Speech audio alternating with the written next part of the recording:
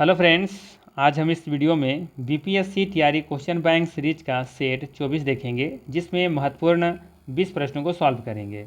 इससे पहले ऑलरेडी हमने 23 सेट करा रखा है। इन सभी वीडियो का लिंक डिस्क्रिप्शन में दिया हुआ है या फिर आप प्लेलिस्ट में जाके देख सकते हैं। साथ ही साथ अगर इन सभी का PDF फाइल चाहिए तो हमारा टेलीग्राम चैनल ज्वाइन कर सकते हैं। टेलीग्राम चैनल का लिंक भी डिस्क्रिप्शन में दिया हुआ है। ठीक है, तो चलिए फिर शुरू करते हैं और देखते हैं आज का पहला सवाल।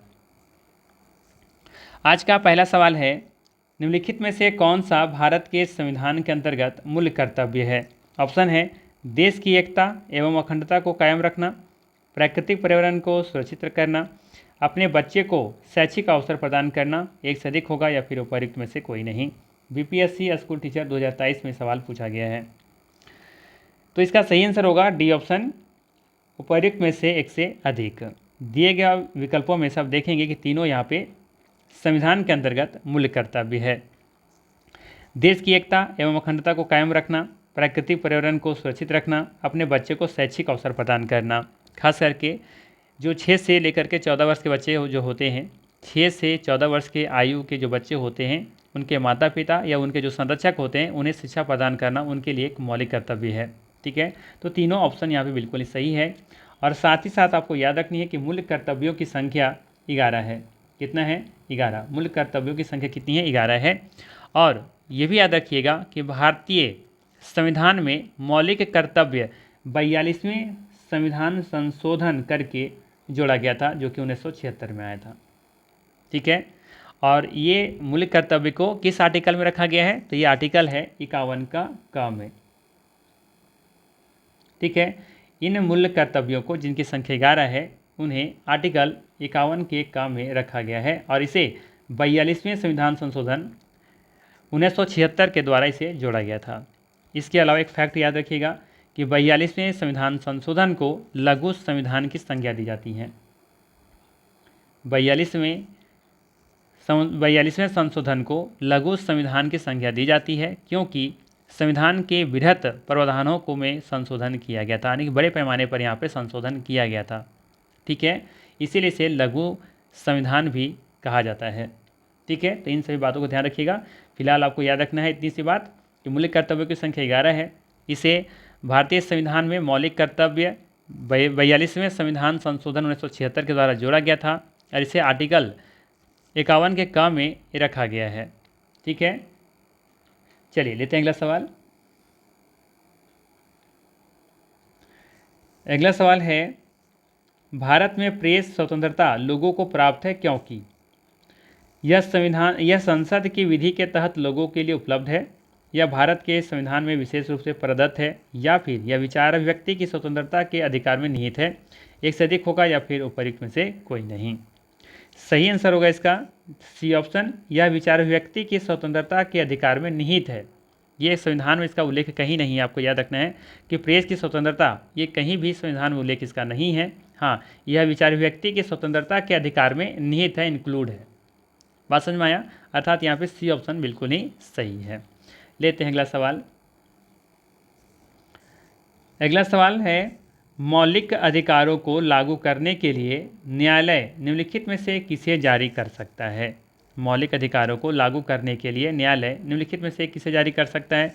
ऑप्शन है डिक्री, रीट या अध्यादेश, एक से अधिक होगा या फिर उपर्युक्त में से कोई नहीं। सही आंसर होगा यहाँ पे रीट, अर्थात बी ऑप्शन सही होगा।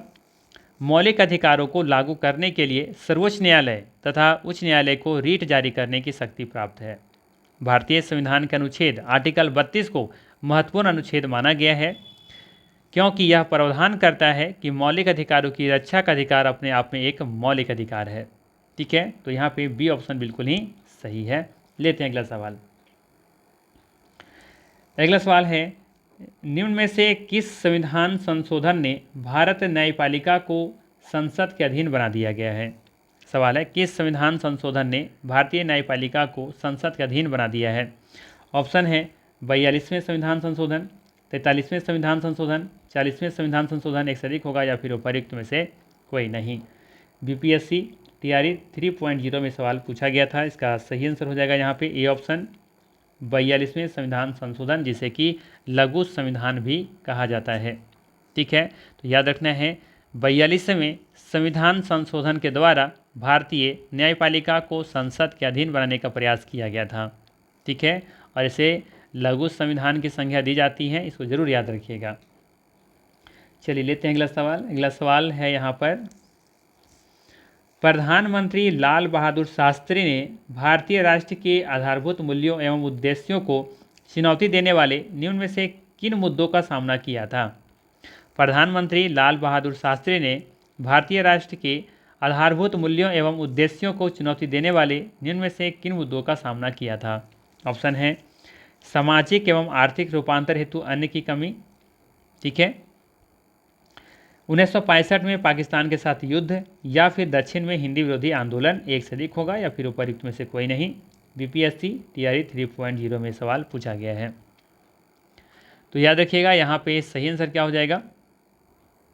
D option. क्या हो जाएगा? डी ऑप्शन सही हो जाएगा, क्योंकि आप देखेंगे कि प्रधानमंत्री जिनका कार्यकाल आप देखेंगे 1965 से 66 के बीच में था, है ना, 65-66 इनका कार्यकाल था।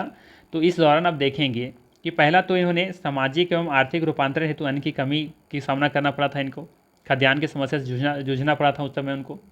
और साथ ही साथ 1965 में देखेंगे कि भारत पाकिस्तान का युद्ध भी होता है ना, तो इस युद्ध का भी सामना करना पड़ता है इनको, ठीक है। और साथ ही साथ दक्षिण वो समय जो हिंदी विरोधी आंदोलन जो चल रहे थे, जो आज भी खास करके ज़्यादा फेमस है, ये देखेंगे कि दक्षिण भारत में हिंदी का थोड़ा सा ज़्यादा विरोध किया जा रहा है, तो उस समय भी था, वो चीज़ें चल रही थी और आज भी है, ठीक है। तो ये भी उनको उस समय सामना करना पड़ा था, अर्थात डी ऑप्शन यहाँ पे बिल्कुल ही सही है, तीनों कथन सही है, ठीक है। तो ये तीनों देखेंगे किन मुद्दों का सामना, तीनों मुद्दों का यहाँ पे सामना किया गया था, किनके द्वारा? लाल बहादुर शास्त्री के द्वारा, ठीक है। इन्होंने ही एक नारा दिया था, जय जवान जय किसान, ठीक है, और उसी में ऐड कर दीजिएगा जय विज्ञान, तो ये अटल बिहारी वाजपेयी ने दिया था, ठीक है। जय जवान जय किसान जय विज्ञान, ये किसने दिया था? प्रधानमंत्री अटल बिहारी वाजपेयी, ठीक है। चलिए लेते हैं अगला सवाल। अगला सवाल है कि निम्न में से कौन भारतवर्ष के प्रथम होना चाहिए था यहाँ पे, प्रथम निर्विरोध एवं सर्वसम्मति से निर्वाचित राष्ट्रपति हुए थे? ऑप्शन है नीलम संजीव रेड्डी, राधाकृष्णन, राजेंद्र प्रसाद, एक से अधिक होगा या फिर उपर्युक्त में से कोई नहीं। बीपीएससी टीआरई 3.0 में सवाल पूछा गया था। सही आंसर होगा यहाँ पे ए ऑप्शन, नीलम संजीव रेड्डी, ठीक है। भारत में प्रथम निर्विरोध एवं सर्वसम्मति से राष्ट्रपति निर्वाचित होने वाले राष्ट्रपति नीलम संजीव रेड्डी थे। इनका कार्यकाल आप देखेंगे तो छठे राष्ट्रपति के रूप में 1977 से लेकर के 1982 के बीच था, 1977 से लेकर के 1982 के बीच में इनका कार्यकाल था, ठीक है। और ये निर्विरोध और सर्वसम्मति से चुने गए थे छठवें राष्ट्रपति। वहीं बात करें डॉक्टर राजेंद्र प्रसाद के बारे में, ये देश के प्रथम राष्ट्रपति थे, जबकि राधाकृष्णन प्रथम उपराष्ट्रपति थे।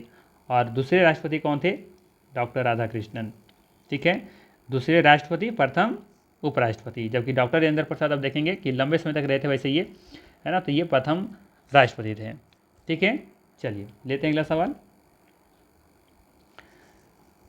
अगला सवाल है कि भारत के नए संसद भवन में सांसदों के निलंबन का रिकॉर्ड निम्नलिखित में से कौन सा है? बताना है कि भारत के नए संसद भवन में सांसदों के निलंबन का रिकॉर्ड निम्नलिखित में से कौन सा है? पहला दे रखा है डीएमके के 16 सांसद निलंबित हुए, टीएमसी के 13 सांसद निलंबित हुए, या फिर कांग्रेस के 41 सांसद निलंबित हुए, एक से अधिक होगा या फिर उपर्युक्त में से कोई नहीं। सही आंसर होगा इसका डी ऑप्शन, उपर्युक्त में से एक से अधिक। याद रखिएगा कि भारत के नए संसद भवन में सांसदों के निलंबन का आंकड़ा 146 तक पहुंच गया है। इसमें सर्वाधिक देखेंगे तो कांग्रेस का सांसद है 58, लोकसभा से 41 और राज्यसभा से 17, जबकि डीएमके के 21 सांसद वहाँ से निलंबित हुए, लोकसभा से 16, राज्यसभा से 5, जबकि तृणमूल कांग्रेस जो टीएमसी कहते हैं, तो इनके 21 सांसद लोकसभा से, टोटल 21 सांसद, लोकसभा से 13 और राज्यसभा से 8 इसमें शामिल थे, ठीक है। तो सभी निलंबित हुए थे। तो यहाँ पे देखेंगे तो डी ऑप्शन सही होगा, तीनों ऑप्शन यहाँ पे सही है, ठीक। चलिए अगला सवाल है, राज्यसभा का सदस्य बनने के लिए आवश्यक न्यूनतम आयु कितनी है? 18 वर्ष, 25 वर्ष, 30 वर्ष, एक से अधिक होगा या फिर उपर्युक्त में से कोई नहीं। सही आंसर हो जाएगा यहाँ पर सी ऑप्शन, 30 वर्ष, राज्यसभा का सदस्य बनने के लिए आवश्यक न्यूनतम आयु कितनी है? 30 वर्ष है। जबकि लोकसभा का सदस्य बनने के लिए न्यूनतम आयु की जो सीमा वर्ग है वो है 25 वर्ष। ठीक है, 18 वर्ष आप देखेंगे वोट देने का अधिकार हो जाते हैं जब 18 साल आपका होता है, अर्थात न्यूनतम वोट देने का अधिकार पाना चाहते हैं तो न्यूनतम आयु कितना होना चाहिए? 18 वर्ष होना चाहिए। ठीक है, और 25 वर्ष का अधिकार है लोकसभा का सदस्य बनने के लिए, इसका मतलब है कि आप राष्ट्रपति भी बन सकते हैं 25 वर्ष की उम्र में। ठीक है, चलिए लेते हैं अगला सवाल।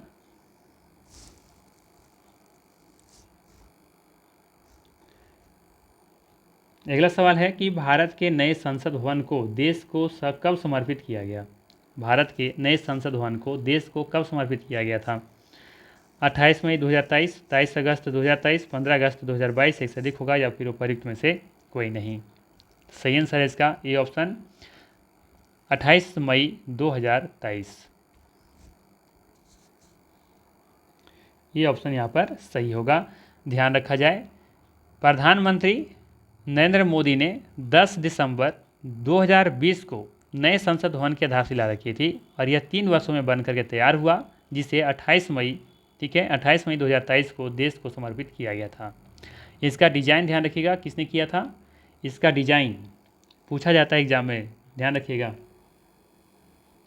इसका डिज़ाइन विमल पटेल के द्वारा किया गया था।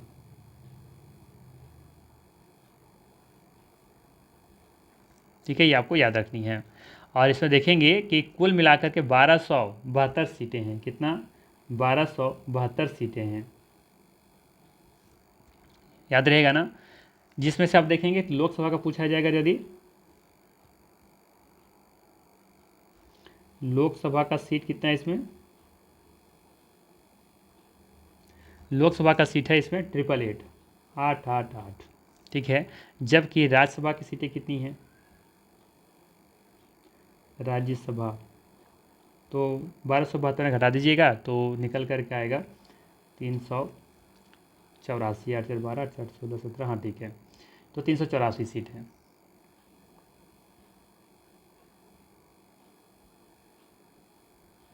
ठीक है, तो ये इंपॉर्टेंट फैक्ट है, इसको याद रखना है। ठीक है, और ये भी याद रखिएगा कि नए संसद भवन को संविधान सदन के नाम से जाना जाएगा। ठीक है, संसद भवन के नाम से नहीं जाना जाएगा इसे, अब इसका नाम बदल गया है, तो याद रखिएगा इसे संसद भवन, ये पुराना नाम है। अब नया नाम क्या हो गया? नया नाम हो गया इसका संविधान सदन।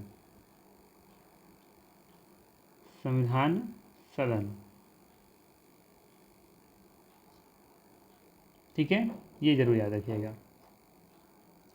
चलिए लेते हैं अगला सवाल।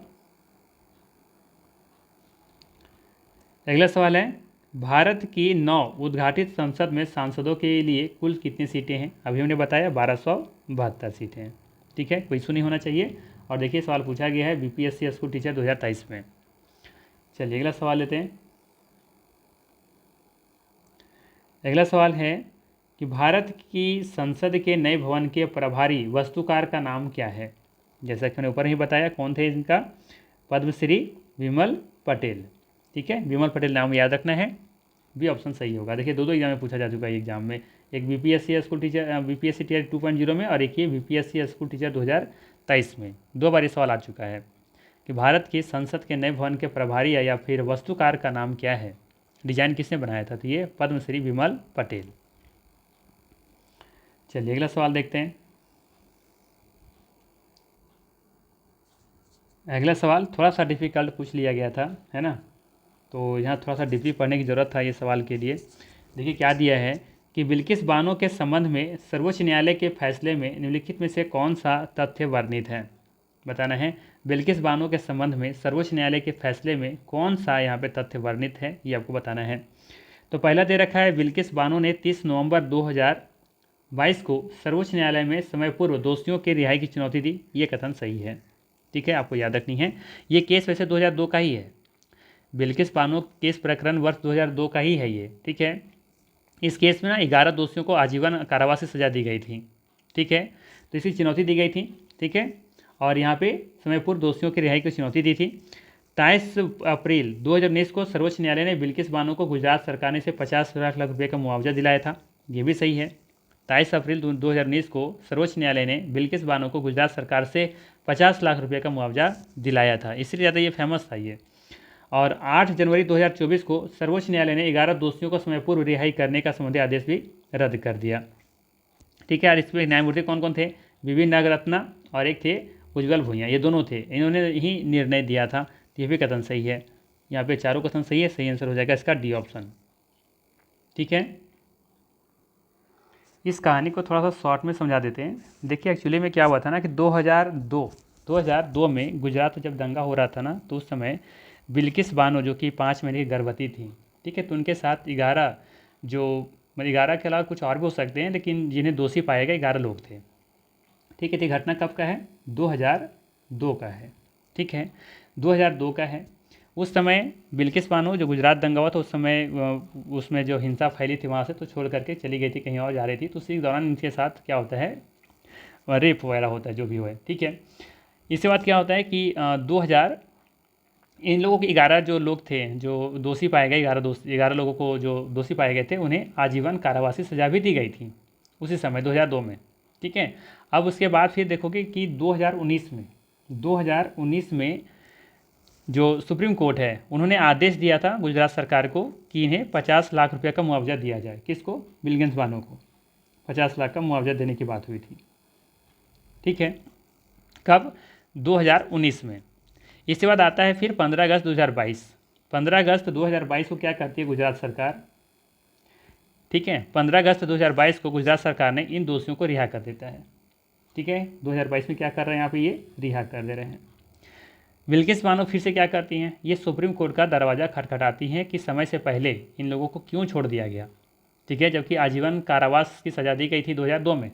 ठीक है, तो फिर आगे चल करके अब देखेंगे कि 2022 में जब रिहा किया गया 15 अगस्त 2022 को, यहाँ पर लिख देते हैं पूरा डेट 15 अगस्त 2022 को। ठीक है, ये रिहा कर दिया गया। अब देखेंगे फिर अगस्त के बाद तुरंत सितंबर में ही, ठीक है, सितंबर 2022 में ये बिल्किस बानो जा करके दरवाज़ा खटखटाते हैं सुप्रीम कोर्ट का। ठीक है, तो वहाँ की बेंच थी एक उज्जवल भुइयाँ और ये नागरत्ना, ये दोनों थे वहाँ पे जज थे। ठीक है, इन दोनों ने फिर इस फैसले को क्या किया, रद्द कर दिया था। ठीक है, ये पूरा प्रकरण है। अब तो देखेंगे तीनों कथन यहाँ बिल्कुल ही क्या है, सही है। ठीक है, इसमें कोई इशू नहीं है, चारों कथन सही है। बिल्कुल कहानी समझ में आ गया होगा शुरू से कि कहानी क्या था। बिल्किस बानो के 2002 में उनके साथ कुछ जो गलत तरीके से उनका ये हुआ था, सिंपल सा कह सकते हैं सामूहिक बलात्कार हुआ था। ठीक है, तो उनमें जो दोषी पाए गए थे, 11 लोग दोषी पाए गए थे, उन्हें आजीवन कारावासी सजा दी गई थी। ठीक है, इसके बाद फिर 23 अप्रैल 2019 को सुप्रीम कोर्ट आदेश देता है गुजरात सरकार को कि 50 लाख रुपये का मुआवजा दिया जाए बिल्किस बानो को। ठीक है, इसके बाद फिर 15 अगस्त 2022 को गुजरात सरकार से उन दोषियों को रिहा भी कर देती हैं। वापस सितंबर 2022 में बिल्किस बानो सुप्रीम कोर्ट जाती हैं, वहाँ दरवाज़ा खटखटाती हैं और उन्हें अपील करती हैं कि गलत तरीके से इन लोगों को फिर से ये उनको रिहा किया गया है, तो फिर वो उस फैसले को सुप्रीम कोर्ट रद्द कर देती हैं। ठीक है, तो बेसिक सा फंडा ये मामला था। ठीक है, तो यहाँ पर डी ऑप्शन सही है। चलिए लेते हैं अगला सवाल। अगला सवाल है, निम्नलिखित में से भारतवर्ष में विधि की शून्यता का कौन सा पहलू पाया जाता है? बताना है, निम्नलिखित में से भारतवर्ष में विधि की शून्यता का कौन सा पहलू पाया जाता है? पहला ऑप्शन है न्यायपालिका विवादित कार्यपालिका आदेश या विधायी उपायों को पूर्णतः या उसके भाग को शून्य घोषित कर सकती है। एक संविधि पूर्णतः या आंशिक रूप से शून्य घोषित की जा सकती है। एक शून्य विधि को संवैधानिक संशोधन के माध्यम से राज्य द्वारा पुनर्जीवित किया जा सकता है। एक से अधिक होगा या फिर उपयुक्त में से कोई नहीं। बीपीएससी टीआरई ये 3.0 में सवाल पूछा गया था। तो इसका सही आंसर हो जाएगा यहाँ पे डी ऑप्शन, उपयुक्त में से एक से अधिक। भारतवर्ष में विधि शून्यता का पहलू निम्नलिखित संदर्भ में पाया जाता है। पहला, जिसमें न्यायपालिका विवादित कार्यपालिका आदेश या विधायी जो उपाय होता है या फिर पूर्णता या उसके भाग को शून्य घोषित कर सकती हैं। एक शून्य विधि को संवैधानिक संशोधन के माध्यम से राज्य द्वारा पुनर्जीवित किया जा सकता है। याद रखिएगा, एक शून्य विधि को संवैधानिक संशोधन के माध्यम से राज्य के द्वारा पुनर्जीवित किया जा सकता है और एक संविधि पूर्णतः या आंशिक रूप से शून्य घोषित की जा सकती हैं। इस अकॉर्डिंग आप देखेंगे तीनों कथन यहाँ पे सही है। ठीक, चलिए लेते हैं अगला सवाल। अगला सवाल है कि भारत एकीकृत न्यायपालिका रखता है क्योंकि। भारत एकीकृत न्यायपालिका रखता है क्योंकि, क्या रीजन है। पहला ऑप्शन दे रखा है, भारत में एक मौलिक विधि तथा सर्वोच्च स्तर पर सर्वोच्च न्यायालय और उसके नीचे उच्च न्यायालयों के साथ साथ न्याय पाया जाता है, कथन सही है। उच्च न्यायालयों के न्यायाधीश राष्ट्रपति के द्वारा नियुक्त किए जाते हैं, ये भी सही है। उच्च न्यायालय केंद्रीय शासन के एक उपभाग के रूप में गठित किए गए हैं, तो ये सही लग रहा है। तो इसका सही आंसर क्या हो जाएगा, डी ऑप्शन। बीपीएससी टीआरई 2.0 में सवाल पूछा गया था। ठीक है, चलिए अगला सवाल लेते हैं। अगला सवाल है, ये तो 69th बीपीएससी में सवाल पूछा गया है कि भारतीय सर्वोच्च न्यायालय ने किन मुकदमे या मुकदमों में सर्वप्रथम संविधान के मूल ढांचे का सिद्धांत दिया। बताना है भारतीय सर्वोच्च न्यायालय ने किस मुकदमे में सर्वप्रथम संविधान के मूल ढांचे का सिद्धांत दिया था। पहला ऑप्शन है गोलकनाथ बनाम पंजाब राज्य, केशवानंद भारती बनाम केरल राज्य, मिनर्वा मिल्स बनाम भारतीय संघ, ये भी दोनों। सही आंसर हो जाएगा केशवानंद भारती बनाम केरल राज्य। पता होगा भारतीय सर्वोच्च न्यायालय ने केशवानंद भारती बनाम केरल राज्य, जो कि 1973 में ये घटना हुई थी, में सर्वप्रथम संविधान के मूल ढांचे का सिद्धांत दिया गया था। इस निर्णय में सर्वोच्च न्यायालय ने कहा था कि संसद मौलिक अधिकारों को संशोधित या सीमित कर सकती है, किंतु संविधान के अनुच्छेद 368 से संसद को संविधान के मूल ढांचे में परिवर्तन करने का अधिकार प्राप्त नहीं होता है। ठीक है, तो यहाँ पे सही आंसर क्या होगा, बी ऑप्शन, केशवानंद भारती बनाम केरल राज्य। ठीक है, याद रखिएगा। इस निर्णय में सर्वोच्च न्यायालय ने क्या कहा था, ये कहा था कि संसद मौलिक अधिकारों को संशोधित या सीमित कर सकती है। संसद मौलिक जो अधिकार है ना, उसको संशोधित कर सकती है तो सीमित कर सकती है, लेकिन संविधान के अनुच्छेद 368 से संसद को संविधान के मूल ढांचा जो है ना, बेसिक जो स्ट्रक्चर है, उसमें परिवर्तन करने का अधिकार प्राप्त नहीं है। ठीक है, तो बी ऑप्शन सही है। यहाँ पर लेते हैं अगला सवाल। अगला सवाल है कि निम्न में से कौन भारत के प्रधानमंत्री थे जब 73वां व 74वां संविधान संशोधन अस्तित्व में आया था। याद होगा पंचायती राज और जो आपका ग्रामीण से संबंधित था ना, इसी में था ना, पंचायती राज और जो आपका नगर पंचायत वगैरह का था, नगर पालिका से संबंधित जो चीज़ें जोड़ी गई थी, है ना, 73वां और 74वां संविधान संशोधन। तो उस समय प्रधानमंत्री कौन थे, तो याद होगा उस समय प्रधानमंत्री कौन थे, पीवी नरसिम्हा राव, है ना। और ये संविधान संशोधन कब हुआ था, 1993 में हुआ था। तो याद रखिएगा 73वां एवं 74वां संविधान संशोधन वर्ष 1993 में लागू हुआ था। इस समय भारत के प्रधानमंत्री कौन थे, पीवी नरसिम्हा राव थे, है ना। और इस संशोधन के द्वारा ग्राम पंचायत तथा नगर पंचायत को संवैधानिक रूप प्रदान किया गया था। तो यहाँ पे सही आंसर लेकर हम लोग चलेंगे, A option, PV Narasimha Rao. अगला सवाल है, निम्नलिखित में से भारत में जिला नियोजन समितियों का मुख्य उद्देश्य कौन सा है।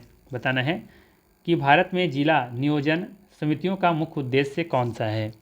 पहला ऑप्शन है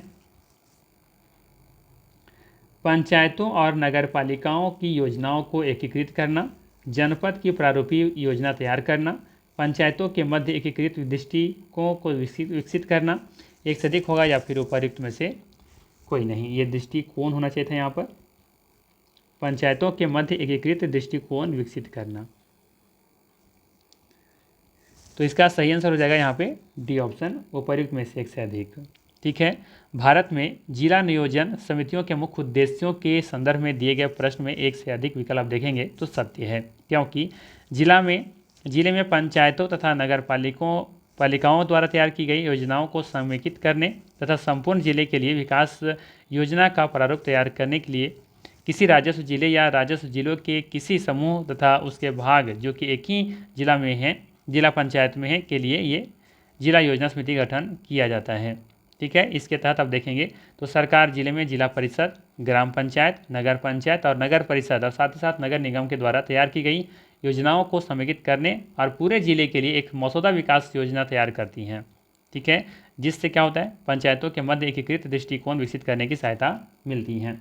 ठीक है, तो ये तीनों कथन बिल्कुल यहाँ पे सही है, डी ऑप्शन सही होगा।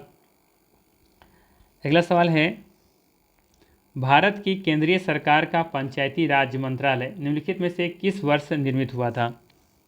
तो ये कब हुआ था, ये हुआ था 2013 में। ठीक है, माफ़ कीजिएगा 2013 नहीं 2004 में, है ना। भारत की केंद्रीय सरकार की पंचायती राज मंत्रालय वर्ष 2004 में निर्मित हुई थी। ठीक है, तो ये यहाँ पे बी ऑप्शन सही होगा। ठीक है, चलिए लेते हैं अगला सवाल। यहाँ पे याद रख सकते हैं कि पंचायती राज संस्थान भारत में ग्रामीण स्थानीय स्वशासन की एक प्रणाली है, सिस्टम है। स्थानीय स्वशासन का अर्थ क्या है? स्थानीय लोगों के द्वारा निर्वाचित निकायों द्वारा स्थानीय मामलों का प्रबंधन करना, मैनेज करना। ठीक है, चलिए अगला सवाल है, देश में मतदाता सत्यापित कागज लेख परीक्षण विचारण अर्थात VVPAT निम्न में से किस वर्ष अस्तित्व में आया था? ठीक है, देश में मतदाता सत्यापित कागज लेख परीक्षण विचारण, जिससे शॉर्ट में हम लोग क्या बोलते हैं, VVPAT निम्न में से किस वर्ष अस्तित्व में आया था? तो ये आया था कब? याद होगा, ये 2013 में आया था। ठीक है, और पहली बार इसको कहाँ लागू किया गया था? नागालैंड के नोकसेन विधानसभा क्षेत्र में। ठीक है, तो ये इस बार फिर आप देखेंगे कि 2 जून 2017 तक इसे पूरा 100% अपना लिया गया था, है ना। तो वैसे इसका सेंसर क्या होगा यहाँ पर? 2013 होगा। ये BPSC तैयारी 3.0 में सवाल पूछा गया था। ठीक है, तो ये था महत्वपूर्ण 19 प्रश्न इस वीडियो में। अगर वीडियो अच्छा लगा तो लाइक ज़रूर कीजिएगा, चैनल पर नए हैं तो सब्सक्राइब कीजिएगा। बाकी फिर मिलते हैं हम लोग इसी तरह के नेक्स्ट वीडियो में। Thanks for watching.